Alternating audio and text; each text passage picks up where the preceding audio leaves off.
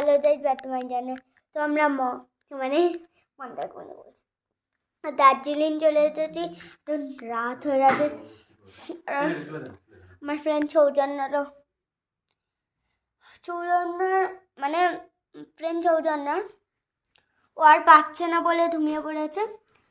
তো আমি এখন রেডি, মানে জামাটা পরে শুধু বসবো। আর আমরা অনেক জায়গায় ঘুরতে উঠেছিলাম। তো আসলে কি বলছি, আমরা হোটেলে চলে এসেছি, 6টায় পৌঁছে গেছিলাম। আর